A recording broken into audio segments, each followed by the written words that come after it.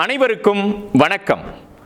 திருப்பத்தூர் தூய நெஞ்ச கல்லூரியும் மெரினாபுக்ஸ்.com இணைந்து நடத்துகிற 10 நாட்கள் 10 நூல்கள் எனும் இணையவழி கருத்தரங்கத்தினுடைய 2ஆம் பகுதியின் 3வது நாளில் உங்கள் அனைவரையும் சந்திப்பதிலே நான் மகிழ்ச்சியும் பெருமிதமும் அடைகிறேன்.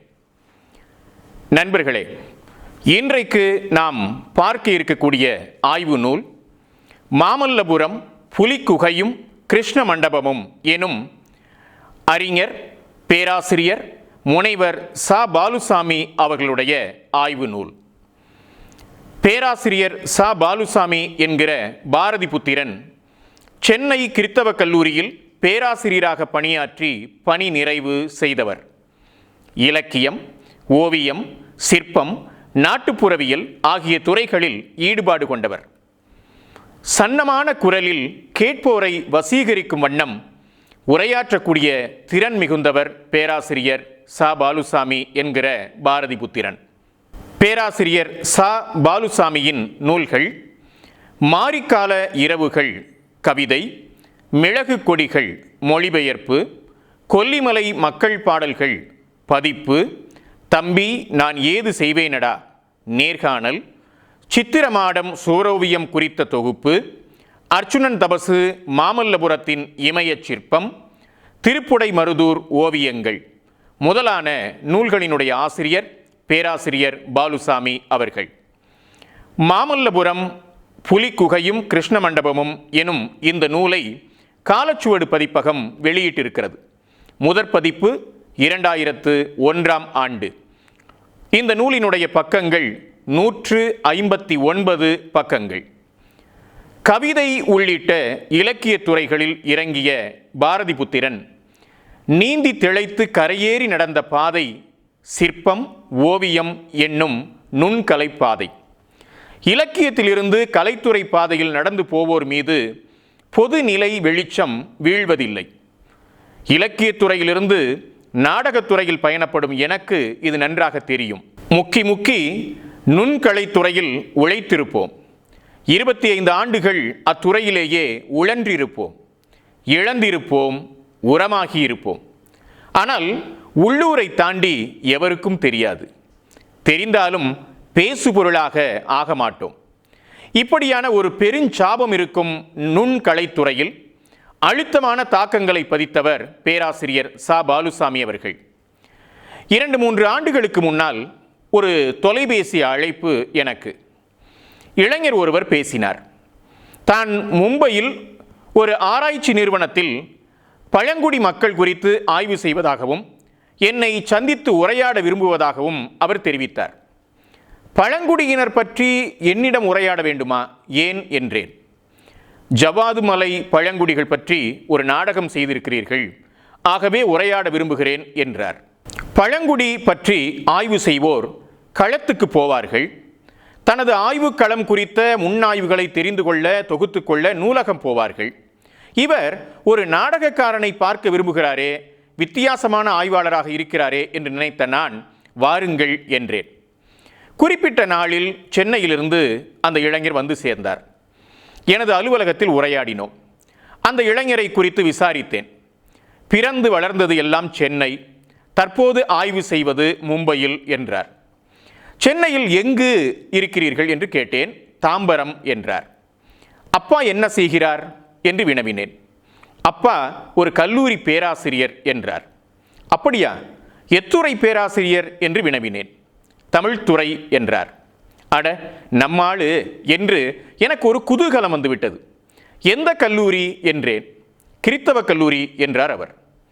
கிறித்தவ கல்லூரியா? அப்பாவின் பெயர் என்ன என்று ஆவலோடு கேட்டேன். அந்த இளைஞர் சொன்னார், பாலுசாமின்னு ஒருத்தர். அந்த இளைஞரின் பேச்சில் பாதியில் குறுக்கிட்டு சொன்னேன், பாலுசாமின்னு ஒருத்தரா?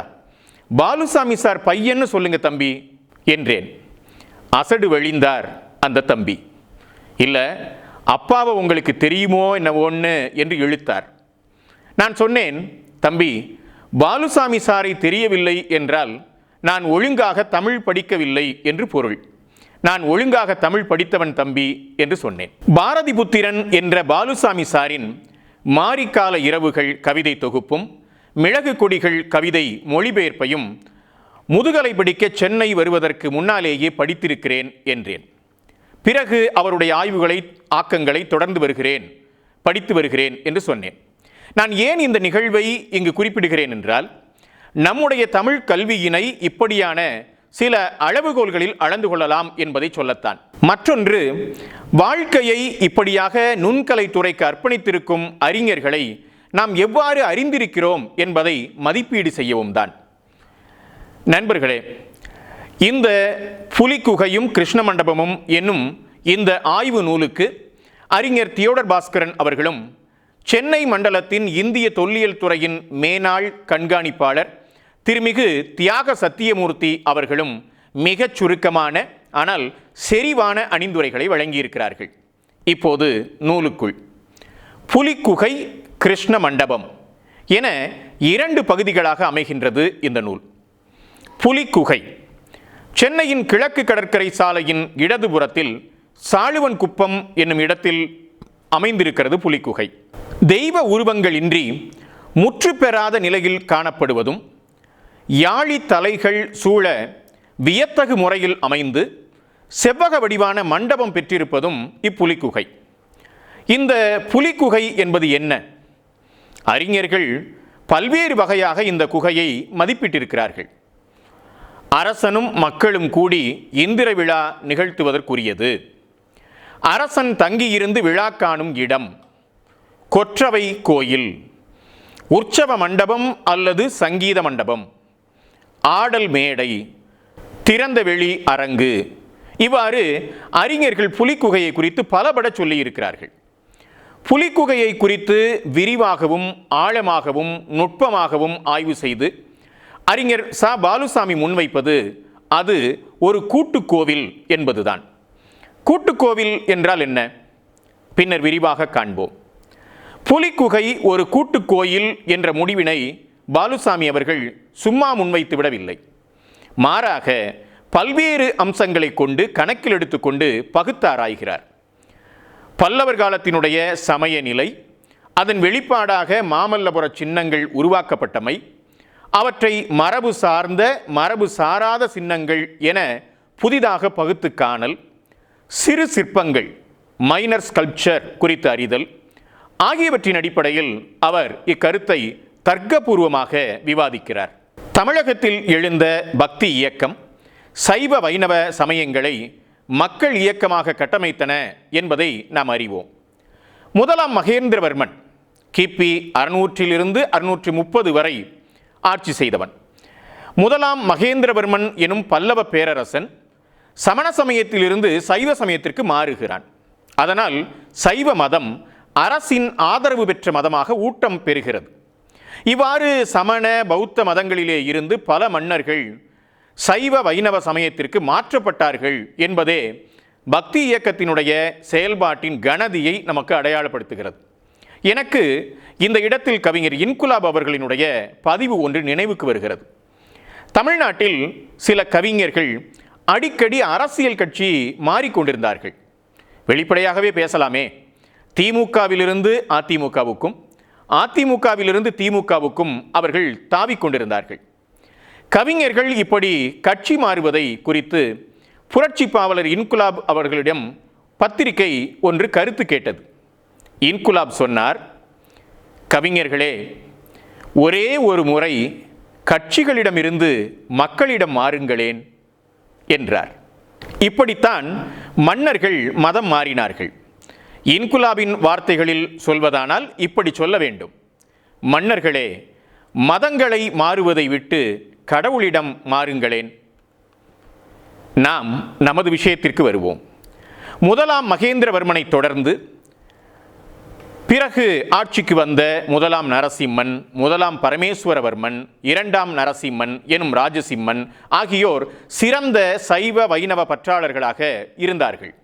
எனவே அவர்களுடைய ஆளுகைக்கு உட்பட்ட நிலப்பரப்பில் ஏராளமான சிவன் திருமால் கோயில்கள் உருவாக்கப்பட்டன.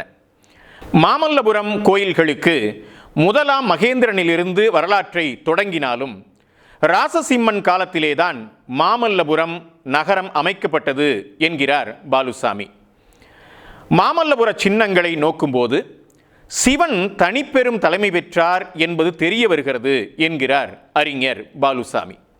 அதைப் போலவே கொற்றவையுடன் இணைந்த துர்க்கை வழிபாடும் பெரும் ஏற்றம் பெற்றிருந்த தன்மையை காண முடிகிறது என்கிறார் அவர். துர்க்கை வழிபாடு மகிடாசுர மர்தினி வடிவத்திலேயே பெரிதும் போற்றப்பட்டது.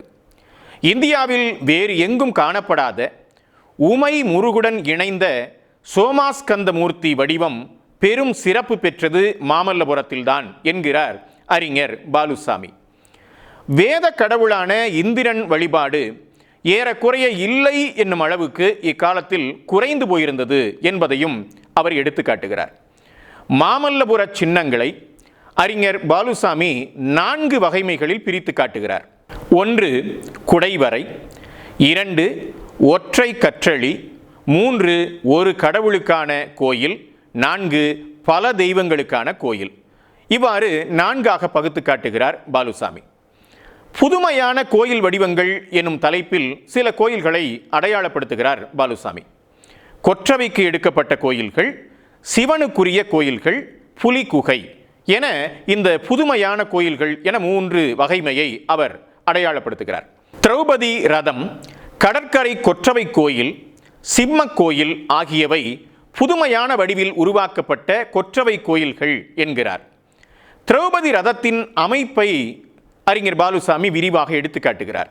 முன் மண்டபம், சுற்றாலை, விமானம் என மரபார்ந்த கட்டிடக்கூறுகள் ஏதுமற்ற இக்கோயில் அமைப்பை புதுமை படைப்பு என்கிறார் அவர். கடற்கரை கொற்றவை கோயில் எருமை தலை மீது கொற்றவை வீட்டிருக்கக்கூடிய தன்மை, காவற் பெண்டீர், கூரை அமைப்பு இல்லாத தன்மை ஆகியவற்றை புதிய தன்மை என்று அடையாளப்படுத்துகிறார் அவர். சிம்ம கோயிலில் சிம்ம வாகனமே கோயிலாக வடிவமைக்கப்பட்ட புதுமையையும் அவர் எடுத்துக்காட்டுகிறார். உருளை வடிவ சிவன் கோயில் என பலவற்றை எடுத்துக்காட்டும் பாலுசாமி, கடற்கரை கோயில் என்று இன்று வழங்கப்படுவது பல கோயில்கள் இணைந்ததொரு பெரு வளாகம், பிக் கேம்பஸ் என்பதில் சந்தேகமில்லை என்கிறார். இந்த கோயில்கள் எல்லாம் ஆகம விதிகளின்படி அமைந்தவை இல்லை. ஆகம விதிகளின்படி அமைந்த கோயில்களில் இப்படியான சுவாரஸ்யமும் இல்லை. ஆகம விதிப்படி அமைந்த கோவில்களில் ஒரு செய் நேர்த்தி இருக்கிறது, ஒழுங்கு இருக்கிறது என்றாலும் சில வித்தியாசங்கள் ஈர்க்கின்றன என்றாலும் அவை சட்டகத்திற்குள் பொதிந்தவை. நாட்டார் மரபில் தெய்வங்கள் எப்படி இருக்கும்? மரத்தில் இருக்கும், கல்லாக இருக்கும், வெயிலில் கிடக்கும், ஓலை கூரையில் வீற்றிருக்கும், ஓட்டு கொட்டகையில் இருக்கும். இப்படியாக தெய்வங்கள் ஆகம விதிகளுக்கு வெளியே இருக்கிற போது அது சுதந்திரமானதாக, சுயச்சார்பு உடையதாக, இன்னும் சொல்லப்போனால் மனிதர்களுடைய கற்பனைக்கு தகுந்த பல்வேறு வடிவங்களில் அந்த தெய்வங்கள் இருக்கின்றன. ஆனால் ஆகம விதிகளுக்கு உட்பட்ட கோவில்களுக்கு ஒரே விதமான தன்மை இருப்பதை நாம் இங்கே நினைவுபடுத்திக் கொள்ளலாம். கல்வி நிலையங்களின் கட்டிடங்களை இங்கு நினைத்து பார்க்கலாம். தமிழ்நாட்டில் அண்மை காலத்தில் கட்டப்பட்டிருக்கும் அனைத்து அரசு கலை அறிவியல் கல்லூரிகளின் கட்டிடங்களும் ஒரே மாதிரியாக இருக்கின்றன. எதைப் போல? சிவன் கோயிலின் அச்சடித்த சோறு போல. அந்தந்த வட்டாரத்தின் தன்மைகளோடு வசதிகளோடு அவை அமையவில்லை. இவற்றை போன்ற புதுமை வடிவ கோவில் சாழ்வன் குப்பத்து புலிக்குகை என்பதே பாலுசாமி அவர்களுடைய கருத்தாக இருக்கிறது. புலிக்குகை நீள்வட்ட பாறையாக அமைந்திருக்கிறது. தரையிலிருந்து 22 அடி உயரத்தில் இந்த புலிக்குகை அமைந்திருக்கிறது. 11 யாளிகளினுடைய தலைகள் யாழி தோரணம் போல அமைந்திருக்கின்றன.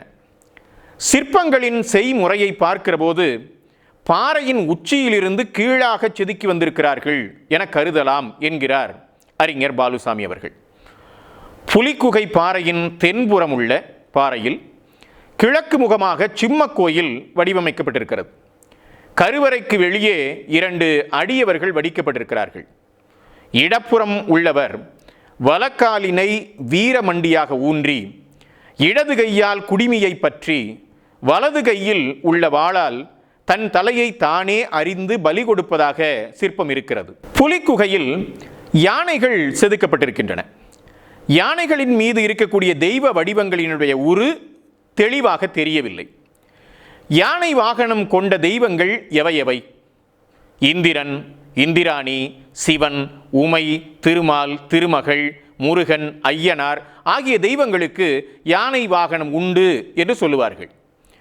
மாமல்லபுரத்தின் மற்ற சிற்பங்களில் இருக்கும் யானை வாகன தெய்வங்களை அடிப்படையாக வைத்து ஒரு யானை பிணிமுகம் என்னும் முருகப்பெருமானின் யானை என்ற முடிவை முன்வைக்கிறார் பாலுசாமி. மயில்தான் முருகனுடைய வாகனமாக நம் அனைவராலும் காணப்படுவது. மயில் வாகனத்திற்கு முன்னதாகவே தொன்மையான வாகனமாக பிணிமுகம் என்னும் யானைதான் முருகப்பெருமானுக்கு வாகனமாக இருந்திருக்கிறது என்பதை அடையாளப்படுத்தி இந்த வாகனம் எவ்வாறு மாமல்லபுரத்தினுடைய மற்ற சிற்பங்களில் இருக்கின்றன என்பதையும் அவர் எடுத்து காட்டுகிறார். இன்னொரு வாகனம் பார்க்கடலை கடைந்தபோது தோன்றிய ஐராவதம் என்னும் யானையை இந்திரன் வைத்துக் கொள்ளுகிறான். அதற்கு 4 தந்தங்கள் உண்டு. புலிக்குகை யானைகளில் ஒன்றின் வலது தந்தத்தை 4ஆக காட்டும் முயற்சி தொடங்கப்பட்டதாக நினைப்பதற்கு ஏதுவாக அதன் செதுக்கு வேலை இடம் தருகிறது என்கிறார் பாலுசாமி. புலிக்குகையின் கருவறை போன்ற மண்டபம் செவ்வக வடிவத்திலே இருக்கிறது. பொதுவாக கருவறைகள் கட்டப்பட்டுள்ள அளவில் அன்றி செவ்வக வடிவில் காணப்படுவதால் முதல் பார்வையில் இதனை கருவறை என கொள்ள மனம் ஒப்பாத நிலை உள்ளது என்று அறிஞர் பாலுசாமி எடுத்து காட்டுகிறார். ஆனால் அறிஞர் பாலுசாமி அவர்கள் என்ன கருதுகிறார் என்றால், பல்லவர்கள் உணர்வெழுச்சியோடும் மன விளைவுகளோடும் உருவாக்கிய கோயில்களின் புதுமைத்தன்மையை கணக்கில் எடுத்துக்கொள்கிறார். கருவறை என்பது இப்படித்தான் இருக்க வேண்டும் என்கிற இந்த வரையறையை அவர்கள் எவ்வாறு எல்லா இடங்களிலும் மீறி இருக்கிறார்கள் என்பதை கணக்கில் எடுத்துக்கொண்டு இந்த செவ்வக வடிவத்திலான புலிக்குகை மண்டபம் என்பது கருவறைதான் என்று வரையறுக்கிறார் பாலுசாமி அவர்கள். இப்படியான ஒரு படைப்பு சுதந்திரத்தை கொண்டு எழுப்பப்பட்ட கருவறையாக அதை கருதுகிறார். புலிக்குகையினுடைய யாழி தலை தோரணங்கள் குறித்த மிக விரிவான செய்திகளை தருகிறார் பேராசிரியர். பல்லவ மன்னர்களுக்கும் சிம்மம் எனப்படும் விலங்குகளுக்கும் இருந்த பிணைப்பை எடுத்து காட்டுகிறார். சிம்ம விஷ்ணு, சிம்மவர்மன், நரசிம்மன், ராஜசிம்மன் என சிம்மத்தோடு தொடர்புபடுத்தி பெயரிட்டுக் கொள்வதில் பல்லவ வேந்தர்களுக்கு இருந்த பெரு விருப்பத்தை அவர் சுட்டிக்காட்டுகிறார். பொதுவாக இந்து மத தெய்வங்களில் துர்க்கை சிம்மவாகினி என்பதால் யாழி அல்லது சிம்மத்தை துர்க்கையோடு இணைத்து எண்ணுவது என்பது இயல்பு. ஆனால் மாமல்லபுரத்தில் சிவனுடன் சிம்மம் தொடர்புபடுத்தப்பட்டு சிற்ப அலங்காரம் போல பயன்படுத்தப்பட்டிருக்கிறது என்கிறார் அறிஞர் பாலுசாமி. இதற்கு அவர் பல்வேறு விதமான எடுத்துக்காட்டுகளை தருகிறார். கடற்கரை கோயிலின் உருளை வடிவ சிவன் கோயிலின் விமானத்தில் பூத கணங்களுடன் கொம்புகளை உடைய 4 யாழிகள் கோயிலை சூழ்ந்து அமைகின்றன என்பதை இணைத்து காட்டுகிறார். கடற்கரை கோயில்களில் பெரிய சிவன் கோயில் விமானத்தில் இடம்பெற்றிருக்கக்கூடிய சிம்மங்கள், காஞ்சி கைலாசநாதர் கோயில் தூண்களிலும் 66 சிறு உட்கோயில் தூண்களிலும் யாழிகள் படைக்கப்பட்டுள்ளன என்பதை எடுத்து காட்டுகிறார். இந்த கட்டுரையின் முடிவாக இப்படி தொகுத்து சொல்லுகிறார் பேராசிரியர் சா பாலுசாமி அவர்கள்.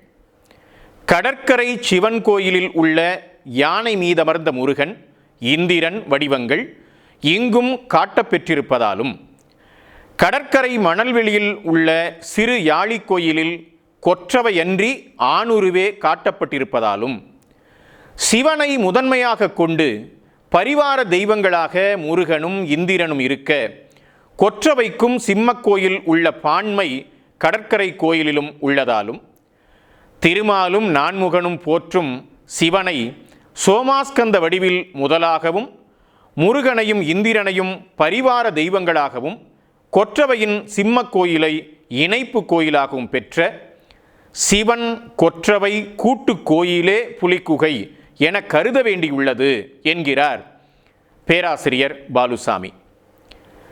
அடிக்குறிப்புகள், ஏராளமான படங்கள், தொகுப்புரை, உரையாடல், புதுமை கோயில் குறித்த தகவல்கள் என தன் கருத்துக்கு வலிமை சேர்க்கிறார் பேராசிரியர். நாம் கவனிக்க வேண்டியது என்னவென்றால், அபிப்பிராயத்தையே ஆய்வு முடிவாக முரட்டடி அடிக்கும் தமிழ் ஆய்வுச் சூழலில் தன் கருதுகோளை முன்வைத்து விவாதிக்கும் போது பேராசிரியர் ச. பாலுசாமி எவ்வளவு மெனக்கெடுகிறார் என்பதைத்தான் நாம் கவனிக்க வேண்டும். இந்த நூலினுடைய 2ஆம் பகுதி கிருஷ்ண மண்டபம் என்பது. பஞ்சபாண்டவ மண்டபத்தினுடைய தென்புறம் அமைந்துள்ள கிருஷ்ண மண்டபம் பிற்காலத்தில் கட்டப்பட்ட மண்டபத்தின் இணைப்போடு இப்போது இருக்கிறது.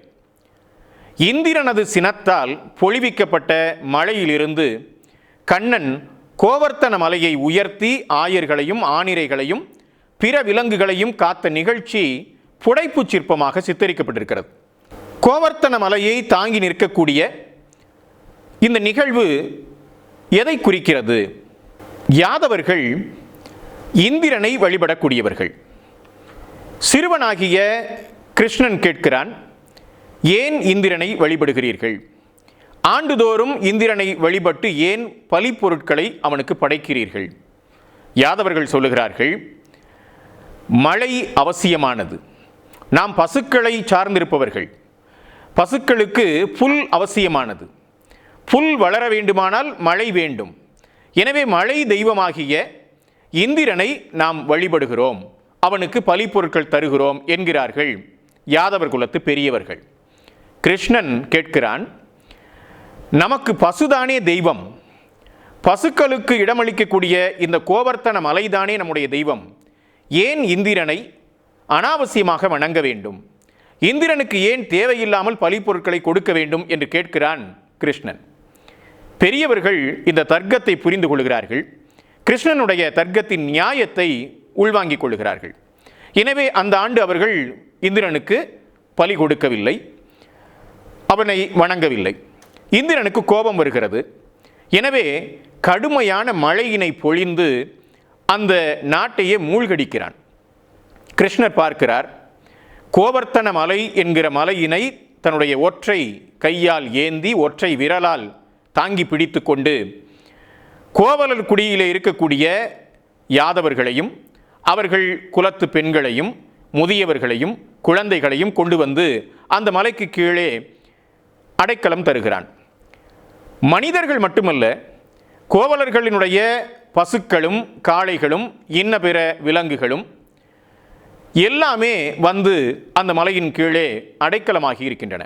இவ்வாறு 7 நாட்கள் காத்த பிறகு இந்திரன் இந்த யாதவர் குலத்தை எதுவும் செய்ய முடியவில்லை என்பதனால் சினம் தணிந்தான் என்கிற இந்த ஒரு புராண நிகழ்வை அடிப்படையாக கொண்டு உருவாக்கப்பட்டதுதான் இந்த கோவர்த்தனகிரி தாங்குகிற சிற்பம். கிருஷ்ண மண்டபத்து சிற்பங்களை 3 வகையாக பாகுபடுத்தி காணலாம் என்கிறார் அறிஞர் பாலுசாமி. 1, இதன் மையத்தில் ஏறக்குறைய இயற்கை உருவினும் லைஃப் சைஸ், இயற்கை உருவினும் சற்று பெரிதாக காட்டப்பட்டுள்ள சிற்பங்கள். 2, அவற்றின் மேற்பகுதியில் காட்டப்பட்டுள்ள ஆணிரைகள். 3, காட்சியின் இரு புறங்களிலும் பக்க பகுதிகளிலும் காட்டப்பட்டுள்ள பிற விலங்குகள் என்று 3 பகுதிகளாக அவர் பகுத்து காட்டுகிறார். நிற்போர் வரிசை. கோவர்த்தன மலையின் கீழ் கண்ணன் மற்றும் பலராமனின் வலப்புறத்தும் இடப்புறத்தும் ஆயர், ஆய்ச்சியர், குழந்தைகள், அரசகுல பெண்டிர், பசு, எருது, கன்று மற்றும் விந்தை விலங்குகள் என பலரும் நிற்கும் காட்சி சித்தரிக்கப்பட்டுள்ளது. கோலூன்றி நிற்கும் ஆயன் குடும்பத்தை குறித்து விவரிக்கிறார் பேராசிரியர். நற்றிணை 142ஆம் பாடலின் காட்சி சித்தரிப்பையும் அகநானூறு 274ஆம் பாடலின் காட்சி சித்தரிப்பையும் அவர் இணைவுபடுத்தி காட்டுகிறார். இந்த பாடல்களிலெல்லாம் வரக்கூடிய முதிய கோவலர்கள் எவ்வாறு கோலினை ஊன்றி நிற்கிறார்கள் என்கிற அந்த சங்க இலக்கிய சித்திரத்தை கிருஷ்ண மண்டபத்து கோலூன்றி நிற்கும் ஆயன் குடும்பத்து சித்திரத்தோடு இணைவுபடுத்தி விளக்கி போகிறார் பேராசிரியர் ச. பாலுசாமி அவர்கள்.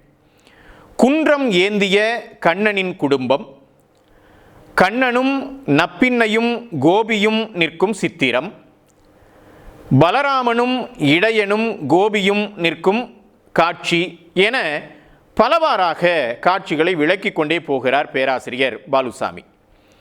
ஒவ்வொரு காட்சியையும் எப்படி விளக்குகிறார் பாலுசாமி என்பதற்கு உதாரணமாக அந்த ஒரு காட்சியை மட்டும் நான் விரிவாக அவருடைய வர்ணனையை படித்து காட்ட விரும்புகிறேன். பலராமனும் இடையனும் கோபியும் நிற்கும் காட்சி. கண்ணனுக்கு வலப்பக்கத்தில் ஓர் இளம் பெண் நிற்கிறாள். இவள் அரசகுல கோபியாவாள். குந்தளமாக தலையின் உச்சியில் முடிய பெற்றுள்ள கொண்டை சற்று வலப்பக்கம் சாய்ந்துள்ளது. கொண்டையை இறுக கட்டிய தலையணி முன்புறம் பிறை போல் காணப்படுகிறது. நெற்றிக்கு மேலாக வட்ட வடிவில் காட்டப்பட்டுள்ள அணியும் அதனை சேர்ந்துள்ளதாகலாம். இரு செவிகளின் மேற்புறமாக அணிகள் விளங்குகின்றன. இவ்வமைப்பு தலையின் மேற்புறம் பட்டைகளாக காணப்படும் அணியின் பக்கவாட்டில் அமைவதாகலாம். இவ்வணியின் முடிவு பகுதியே கொண்டையின் இடையில் தெரியும் பிறை வடிவ முனையாகலாம். வலச்செவி நீண்டு காணப்படுகிறது. அதில் பல்வகை மணிகள் பதிக்கப்பெற்ற அணிகலன் உள்ளது. இடச்செவியில் பெரிய அளவிலான குதம்பை காணப்படுகிறது. கழுத்தின் நடுவே பதக்கத்துடன் கூடிய கண்டிகை உள்ளது. அதனை எடுத்து ஏகாவளியாக அமைந்த மணி மாலை நெஞ்சுக்குழி வரை தொங்குகிறது. மார்பு கச்சின்றி உள்ளது. வலக்கரம் மடித்து உயர்த்தப்பட்டுள்ளது. இடக்கரம் தொடை மீது வைக்கப்பட்டுள்ளது. இரண்டு கரங்களிலும் வேறு அணிகள் ஏதும் இருப்பதாக தெரியவில்லை. இடை ஆடை உடலோடு ஒட்டியதாக காணப்படுகிறது. அவ்வாடையின் பகுதிகள் இடுப்பின் பின்புறம் ஏறக்குறைய கணுக்கால் வரை நீண்டு தொங்குகின்றன. கால்களில் கொலுசு போன்ற அணிகலன்கள் காணப்படுகின்றன. அவளை எடுத்து இடையன் ஒருவனும் பலராமனும் நிற்கின்றனர். பலராமன் தலை மீது மகுடம் காணப்படுகிறது. தலைமுடி பின்புறமாக ஒதுக்கப்பட்டிருப்பது வலப்புறம் காட்டப்பட்டுள்ளது. முகம் உருண்டு பருமனாக காணப்படுகிறது. வலச்செவியில் சிறு மணிச்சரங்கள் கொண்ட வளையமாக அமைந்த காதணியும் இடச்செவியில் குதம்பையும் உள்ளன. கழுத்தில் வேலைப்பாடு ஏதுமற்ற பட்டையான சரப்பளி போன்ற அணிகலன் ஒன்று மட்டும் உள்ளது. இடத்தோளில் இருந்து திரண்ட பூணூல் மார்பின் குறுக்காய் தொங்குகிறது. வலக்கையில் 3 அடுக்குகளால் அமைந்த தோள் வலையும் மணிக்கட்டில் 3 கை வளைகளும் காணப்படுகின்றன. இடையாடை பஞ்சாடைக்குரிய அமைதியோடு கணுக்கால் வரை நீண்டு தொங்குகிறது. கால்களில் ஆடை உடலோடு ஒட்டியுள்ளதாக உணர முடிகிறது. ஆடையின் கொசுவம் போன்ற பகுதி விசிறி மடிப்பாக இடுப்பின் மேல் வலப்புறமாக காட்டப்பட்டுள்ளது. இடையன் தோளினை தொட்டுள்ள இடக்கையில் வளை தென்படுகிறது. பலராமனால் ஆதரவாக அணைக்கப்பெற்று நிற்கும் இடையனது தலையில் துணி முண்டாசு போல் சுற்றப்பட்டிருப்பதாக தெரிகிறது. வலக்காதில் குதம்பை காணப்படுகிறது. இடக்காதில் உள்ளது சிறு வளையமாக இருக்கலாம். மூக்கு சிதைந்துள்ளது.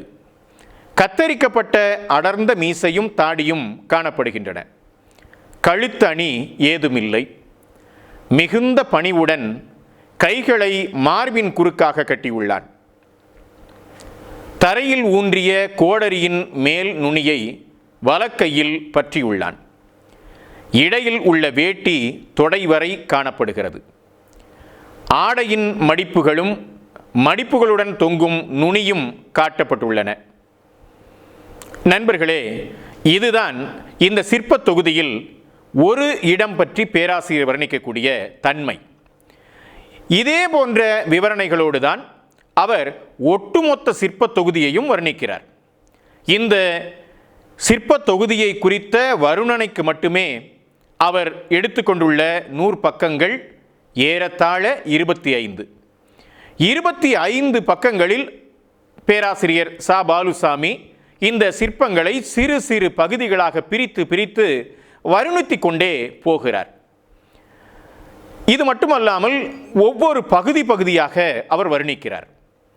கரவையின் குடும்பமும் இடையனின் குடும்பமும், பாயும் உரியும் ஏந்திய இடைச்சி, குழலூதும் ஆயன் குடும்பம், எருதுவின் குடும்பம், கோடரி ஏந்திய ஆயன் குடும்பம், களித்தாடும் காதலர்,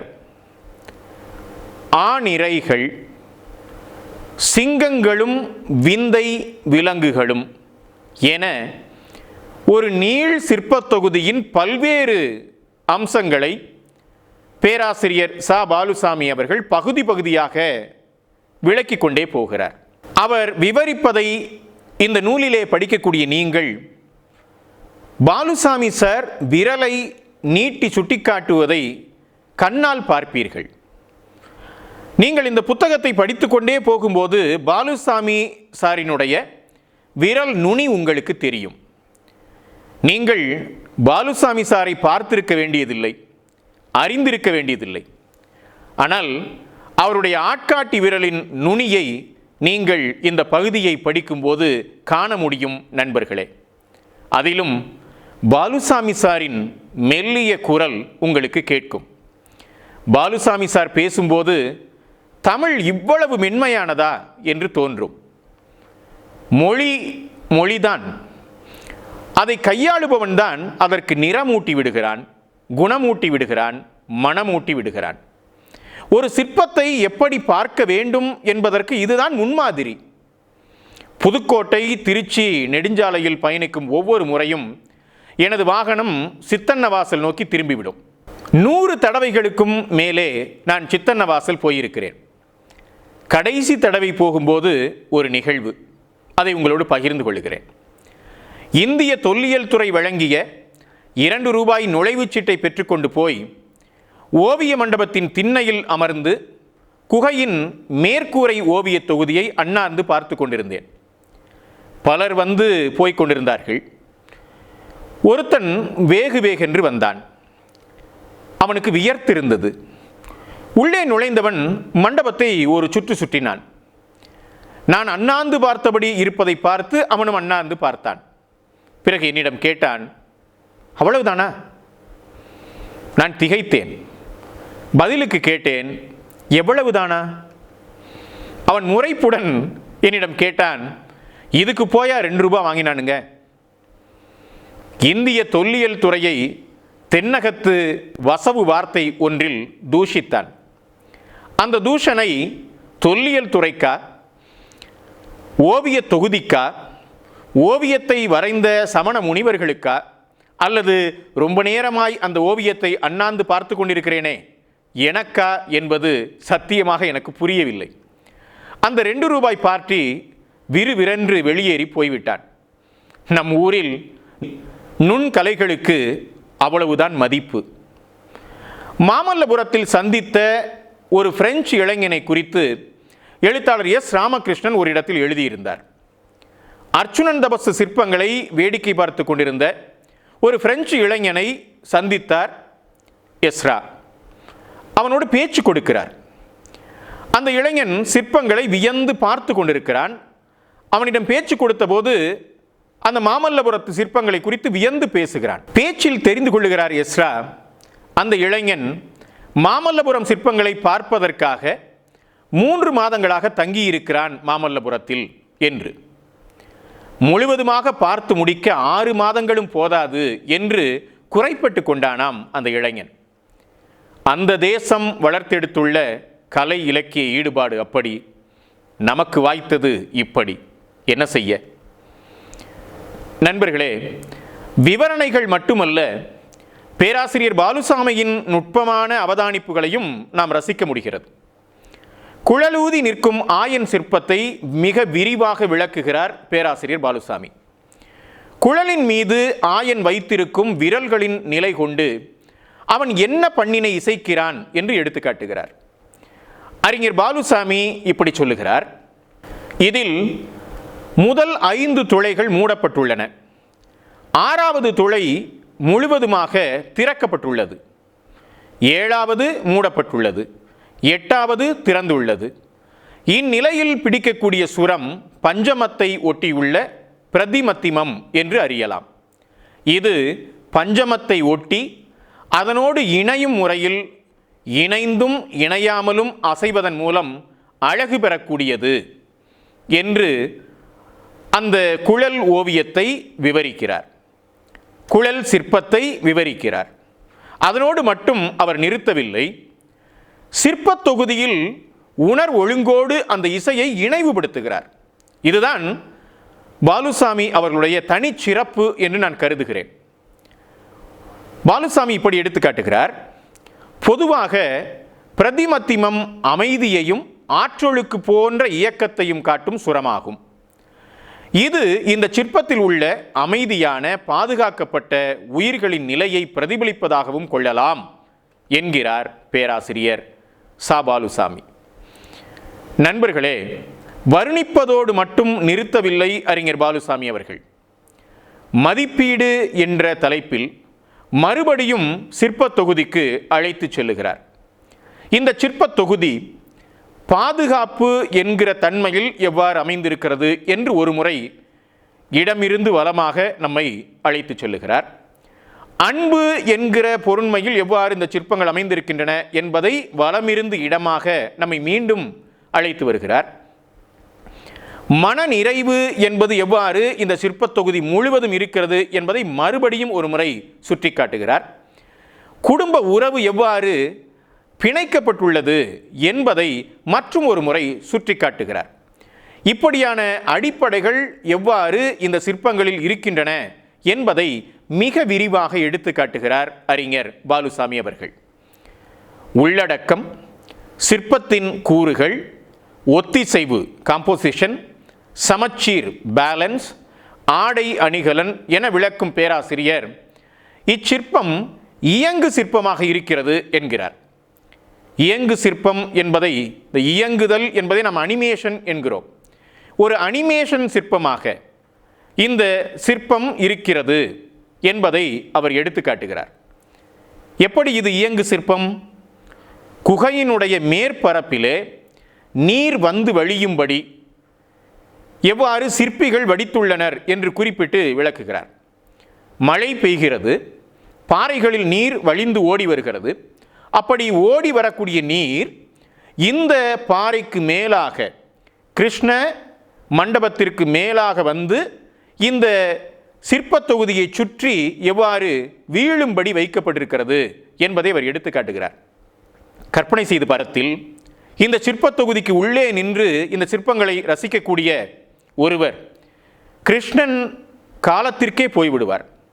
நம்முடைய அருகாமையில் இரத்தமும் சதையுமாக கிருஷ்ணனும் பலராமனும் கோபியரும் ஏனைய பசுக்களும் கன்றுகளும் விலங்குகளும் நிற்க நாமும் நிற்கிறோம் என்கிற உணர்வை இந்த சிற்பம் தந்துவிடும் அல்லவா?